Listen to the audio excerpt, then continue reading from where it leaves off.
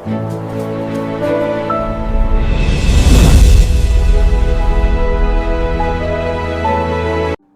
Lord everyone. I'm welcoming all of you to today's Divine Revelation. మన లైఫ్లో మనకి కష్టాలు వచ్చినప్పుడు, కొన్ని ఇరుకులు ఇబ్బందులు వచ్చినప్పుడు, మనం ఎక్స్పెక్ట్ చేయని కొన్ని డిజాస్టర్స్ జరిగినప్పుడు, అన్ఎక్స్పెక్టెడ్ థింగ్స్ జరిగినప్పుడు మనం అనుకుంటాము, ఎందుకని ఇలాంటి ఒక స్టార్మ్, ఇలాంటి ఒక తుఫాను నా లైఫ్లోకి వచ్చింది, ఎందుకని ఇలాంటి ఒక బ్యాడ్ థింగ్స్ నా లైఫ్లో జరుగుతున్నాయని. రైట్? అయితే తెలుసుకుందాం ఈరోజు బైబిల్లో నుంచి. జీసస్ అండ్ డిసైపుల్స్ ఒకరోజు సముద్రంలో ట్రావెల్ చేస్తూ ఉంటారు. అయితే జీసస్ మినిస్ట్రీ చేసి అలసిపోయి ఆ పడవలోనే పడుకుని ఉంటారు. ఎప్పుడైతే ఒక స్టార్మ్ వస్తుందో వాళ్ళ దారిలో, ఒక తుఫాను వస్తుందో వాళ్ళు వెళ్ళే మార్గంలో, ఈ డిసైపుల్స్ అందరూ చాలా భయపడతారు. చాలా భయపడి జీసస్ దగ్గరికి వెళ్ళి ఆయన నిద్రలేపి, ప్రభువా, మేము నాశనం అయిపోయేలా ఉన్నాము, ఈ తుఫాను చాలా హెవీగా ఉంది, మేమేమైపోతాము అని మాకు భయంగా ఉంది అని ఆయనకి చెప్తారు.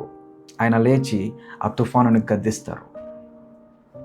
ఆ తర్వాత అక్కడ రాసున్న ఒక మాట ఏంటంటే, వాళ్ళందరూ ఆయన ఆ కార్యం చేయడం చూసి, ఎప్పుడైతే ఆయన ఆ తుఫానుని గద్దిస్తారో ఆ ప్రకృతి మొత్తము ఆయన కంట్రోల్లోకి వస్తుంది. ఎప్పుడైతే వాళ్ళది చూస్తారో, వాళ్ళు ఒక విషయం తెలుసుకుంటారు. అక్కడ ఈవెన్ రాసిన క్లియర్ మాట ఏంటంటే, వాళ్ళందరూ ఇతను ఎట్టివాడో అని చెప్పి వారిలో వారు మాట్లాడుకుంటారంట. ఇక్కడ మనం అర్థం చేసుకోవాల్సింది ఏంటంటే, ఎప్పుడైతే ఒక స్టార్మ్, ఒక తుఫాను డిసైపుల్స్ జీవితంలోకి వచ్చిందో అప్పుడు వాళ్ళు జీసస్ దగ్గరికి వెళ్ళారు. అండ్ ఎప్పుడైతే జీసస్ ఒక కార్యం చేశారో దానిని బట్టి నిజంగా ఆ యేసు ఎవరో వాళ్ళు చాలా క్లియర్గా అర్థం చేసుకోగలిగారు. అంటే అప్పటి వరకు ఎటువంటి ఇంటెన్షన్ ఆర్ అప్పటి వరకు ఎటువంటి అండర్స్టాండింగ్ వాళ్ళకు ఉండిందో అది ఇంకా డీపెన్ అయింది ఆ స్టార్మ్ ద్వారా. అలాగే నీ జీవితంలో, నా జీవితంలో కూడా ఎప్పుడైతే మన జీవితాల్లో అలాంటి తుఫాన్లు వస్తాయో, మరణకరమైన పరిస్థితులు వస్తాయో, లేదా మనం తట్టుకోలేని పరిస్థితులు వస్తాయో, అటువంటి కష్టాల్లో ఉన్నప్పుడు మనం ఎప్పుడైతే ఆయన దగ్గరికి వెళ్తామో ఆయన కార్యం చేస్తారు. ఎప్పుడైతే ఆయన కార్యం చేస్తారో మనతో పాటు ఉండేవాళ్ళు ఖచ్చితంగా తెలుసుకునే ఒక విషయం ఏంటంటే, ఈ దేవుడు గొప్పవాడు, ఈయన ఎటువంటి వాడో, that means in the sense of like ఈయన ఎంత గొప్పవాడో అని చెప్పి మనం తెలుసుకుంటాము.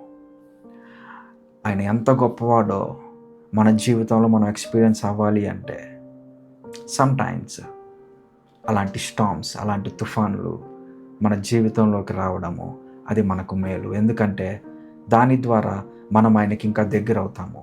దాని ద్వారా ఆయనకి మనకి ఉన్న ఆ బంధం ఇంకా బలపడుతుంది.